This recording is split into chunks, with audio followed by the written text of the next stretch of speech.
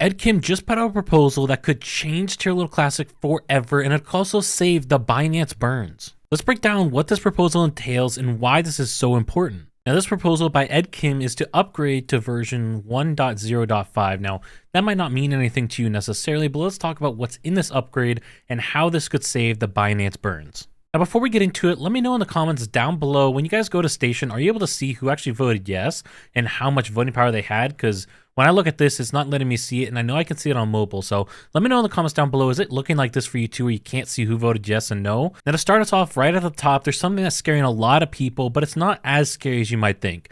This line right here, this is now a state-breaking software upgrade proposal to the Terra Luna Classic blockchain to transition from version 1.0.4 to version 1.0.5. Now, people miss this next sentence. State-breaking means that there will be changes to the states created by the validators when particular parts of this upgrade code is triggered. In really simple terms, this changes things on a fundamental level, but it's not like this is going to totally break everything. We don't have to worry about it in that sense. That's not what this means. So don't worry about that. Now, this first change is to fix the fee-utils.go. Now, in a simple terms, what's happening here is the LCD tries to estimate the gas fee required, but it's not actually doing that correctly. And there was a tweak implemented in early September to adjust the issue for Terra Station Wallet, but this did not fix everything. So this new update is going to go into the LCD and fix it for everything. So essentially, it was fixed on Terra Station. So if you're using Terra Station, you didn't experience an issue, but if you're trying to use other things, there were issues going on. And so this essentially just fixes this gas fee estimation issue at a fundamental level, which is definitely a win for us. Now, the next and most important part of this update is upgrading the version map hotfix. So as it says, this is literally the most important change we're making this version upgrade. Now, there's some technical information here, but the important thing to understand is it results in a change in the block hash generated by nodes. So again, this is that fundamental state-breaking fix. Again, it's not going to go ahead and break everything. You don't have to freak out about that, but this is a fundamental change to how block hashes are generated by nodes. So this is definitely something that's going to change things on a fundamental level, but it's going to be good, and this is why. An issue that they ran into before is that the software upgrade governance proposals and upgrade handlers would not run. So they would not actually do upgrades because they would not have any knowledge about the current versions of the modules on the chain. So essentially, you were trying to tell it to go ahead and upgrade, but it didn't know what is it currently on, what is it trying to upgrade to. It was confused about that. This is going to go in there to help actually provide that information. So hopefully, we will be able to actually do software upgrade governance proposals and other upgrades.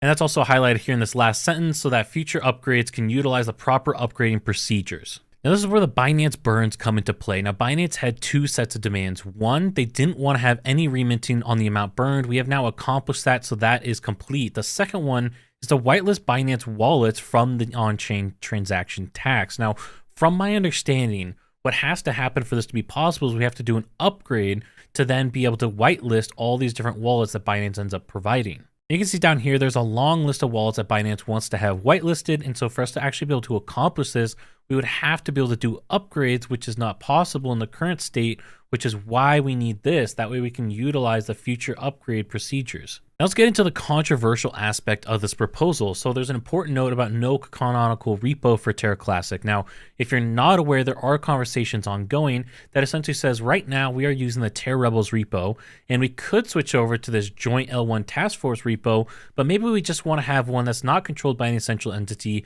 That way we don't have risk of censorship and some of those issues. Because this repo allows people to actually upgrade the blockchain and do changes to the Terra Luna Classic ecosystem. So if one central body said, hey, I don't want anyone else touching this, we don't want to allow anybody to have access, that creates a lot of problems and makes Terra Luna Classic very centralized.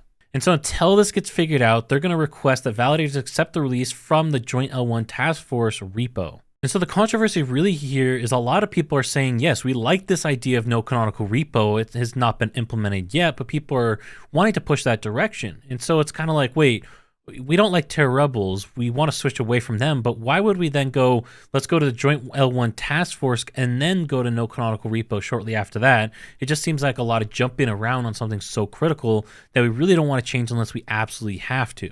So it's almost a little bit of a catch-22. You don't want to stick with the Terra Rebels, but you also can't switch into the no canonical repo right now until all that gets worked out and implemented. People vote on it, and we decide what we want to do as an ecosystem. Right now, this proposal is looking like it is going to pass quite a bit. I mean, we're 99% support. Granted, we only have roughly about a quarter of all votes in, so there's still some time for things to change. But I mean, come on, guys. It's from Ed Kim. It's a very straightforward code change. It's probably going to pass. So hopefully this proposal will allow a lot of future possibilities where we can do things like whitelisting the Binance wallets. If you guys got value out of this video, check out this video up here to learn about how Terra Luna Classic could do a reverse split to hit $1 next week. But is that something we really want to see?